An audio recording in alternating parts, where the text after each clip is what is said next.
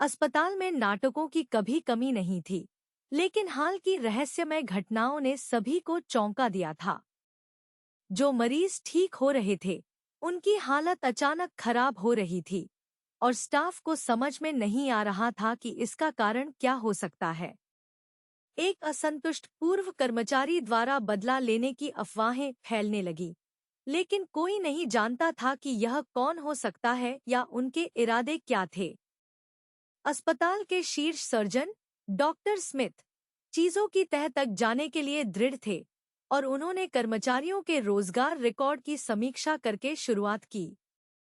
जैसे ही उन्होंने फाइलों को गहराई से देखा, उन्हें पता चला कि पिछले साल कई कर्मचारियों को जाने दिया गया था, लेकिन विशेष रूप से एक नाम ने उनका ध्यान खींचा, एमिली विल्सन, एक नर्स जिसे 6 महीने पहले निकाल दिया गया था क्योंकि उसकी देखरेख में एक मरीज की मृत्यु हो गई थी। डॉक्टर स्मिथ इस भावना को दूर नहीं कर सके कि हाल की घटनाओं के पीछे एमिली का हाथ है, और उन्होंने उससे मिलने का फैसला किया।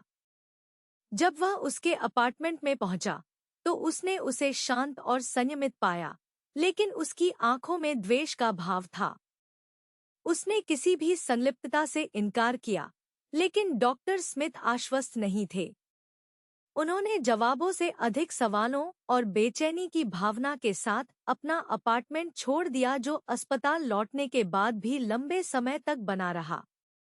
अगले दिन डॉक्टर स्मिथ को अस्पताल से फोन आया, जिसमें बताया गया कि एक और मरीज की हालत खराब हो गई है।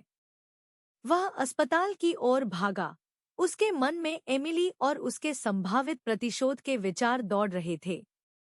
जैसे ही वह मरीज के कमरे में दाखिल हुआ, उसे एक ऐसा दृश्य दिखा जिससे उसका खून ठंडा हो गया। मरीज बिस्तर पर लेटे हुए थे, उनके चेहरे पर दहशत के भाव थे और उनके बिस्तर के ऊपर की दीवार पर लाल रंग से एक संदेश लिखा हुआ था, अगले नंबर पर आप हैं। और फिर लाइटें बुझ गईं और डॉक्टर स्मिथ ने अपनी ही आवाज में गुड मॉर्निंग फुसफुसाते हुए सुना।